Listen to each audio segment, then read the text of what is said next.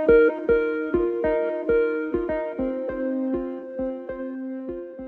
everyone, I'm Dr Hrishikesh Patkar, orthopedic surgeon, working as a consultant with Just for Hearts. Today, on the occasion of World Osteoporosis Day, I intend to talk to you a little bit about the most frequently asked questions about this condition. The most frequently asked question is, what is osteoporosis? Well, as the name suggests, osteoporosis, the bone becomes more porotic. So that means the bone loses its mineral content and the density of the bone decreases. And that leaves the bone more brittle, more susceptible to fractures. Second commonly asked question is, how common is this condition all over the world? Well, I would say this is a fairly prevalent condition, fairly common condition. Over the age of 50, about 1/3 of the women and 1/5 of the men all over the world are affected with this condition. Third important question that people ask is there a condition known as pre-osteoporosis? Well, yes, it's also known as osteopenia, and it's an interim condition between normalcy and full-blown osteoporosis. So the bones are brittle, but not as brittle as those seen in osteoporotic people. So how do we diagnose these conditions? There are two different ways, two different machines which use similar but not exactly the same principle. The first machine is known as DEXA, which stands for Dual Energy X-ray Absorptiometry. So it works on the principle that the denser the object, the darker the shadow. So the machine produces X-rays, and the amount of X-rays that pass through your bone are measured. More the X-rays that pass, the less dense your bone is. The second machine that is used is similar to DEXA, but it uses the principle of ultrasound instead of X-rays. DEXA is more accurate and it measures the bone density in three different important sites, which are the spine, the wrist, and the hip. These are the sites which are more common to be fractured in a brittle bone. So the fourth important question is, what are the types of osteoporosis? Well, there are two primary types of osteoporosis. First is primary osteoporosis and the second is secondary osteoporosis.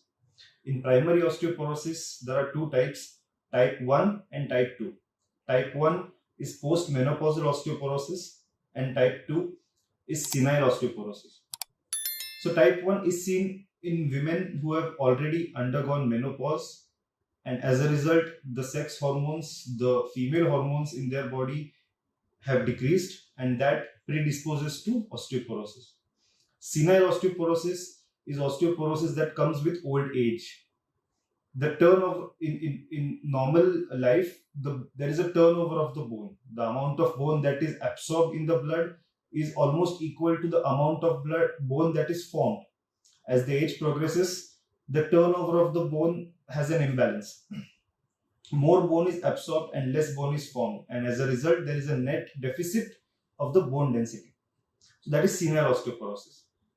Secondary osteoporosis is due to a pre-existing condition, most commonly hyperthyroidism, hyperparathyroidism, or Cushing's disease. It can also occur due to the consumption of certain drugs like anticonvulsants, antidepressants, so on and so forth. So what are the signs and symptoms of osteoporosis? To be very honest, there may not be any symptoms at all until the bone is actually fractured. Other signs and symptoms include occasional shin pains, occasional backaches, occasional bone pains, heel pains, especially when you do activities which involve impact, like running, jogging, jumping, or even walking over a long distance. You might have shin bone pains. These are the things that should alert you about an impending osteoporosis, and you should visit your doctor at the earliest. So what are the causes of osteoporosis? What things cause osteoporosis? What things predispose to osteoporosis? First important thing is a faulty diet. People have lots of food fads, lots of habits, lots of likes and dislikes about what's to be eaten, what's not to be eaten. Many of the time they are not correct, not a balanced diet. People indulge in fast foods, people indulge in food fads, and these things do not have sufficient amount of good nutrients that your body needs to maintain good bones. Secondly, there is lack of exercise. When you exercise, the muscles have a pull on your bones and these pulls in your by the muscles, they help the bone in maintaining their normal strength. These stresses that you apply on the bone help the bone to maintain the normal strength. So lack of exercise or inactivity can also predispose to osteoporosis. Due to certain conditions, the androgen or the sex hormone levels in the male and the female body decrease. So lack of sex hormone levels also leads to osteoporosis both in men and women. So there are certain medical conditions, as I spoke about earlier, hyperthyroidism, hyperparathyroidism, Cushing's disease, etc. These can cause osteoporosis later on in life. There are certain addictions like alcoholism, smoking, which also cause increase in the chances that you might develop osteoporosis. Next, people ask, what are the risk factors? When do I consider myself to be at risk? So there are certain avoidable risk factors and unavoidable risk factors. Unavoidable ones being of the female gender, having an advancing age, family history of osteoporosis, and a history of your past or your past broken history of broken bones. These are the things that are unavoidable. You cannot change them. But the risk factors that you can definitely change: lack of exercises, faulty diet, smoking, alcoholism, intake of certain drugs, lack of exposure to sunlight, which is a very important thing, and you can always change that. So these are the things that you might want to change if you think you are at risk of developing osteoporosis. So once you are diagnosed with osteoporosis, what are the treatment options? Well, depending upon the severity of the osteoporosis as determined by the T-score, your doctor will suggest you what supplements or what dietary changes you have to do in your life.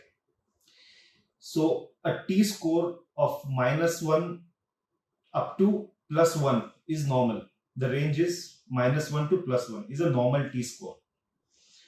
If the T-score is anything less than -1, it's abnormal.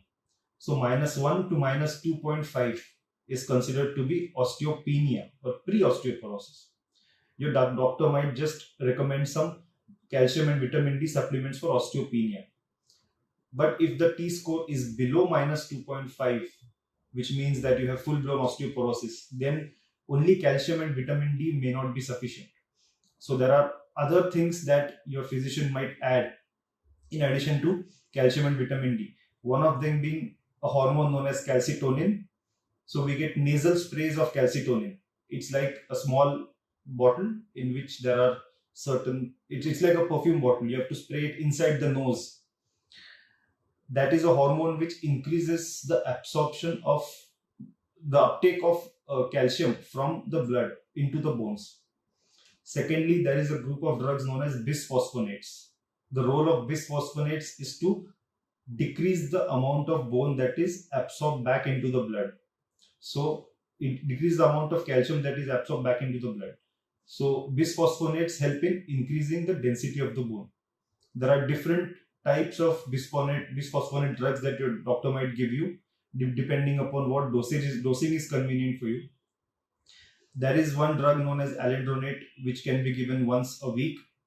Ibandronate can be given once a month, and an injection zolendronate, which can be given only once a year.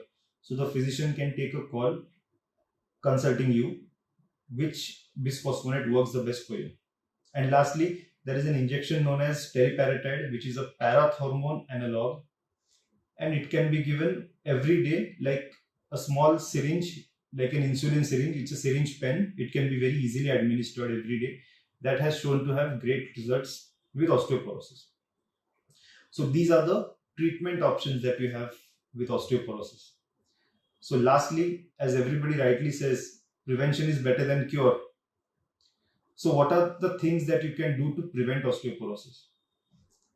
Well, the risk factors are the things that you have to prevent so that you don't develop osteoporosis in the future.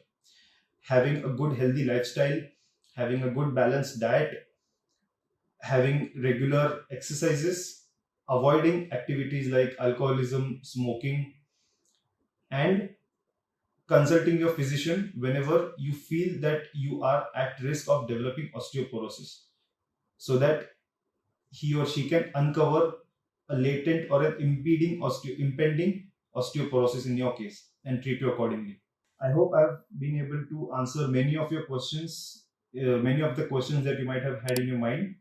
For anything further, please free to contact us. We'll definitely like to help you more. And happy World Osteoporosis Day. Thank you.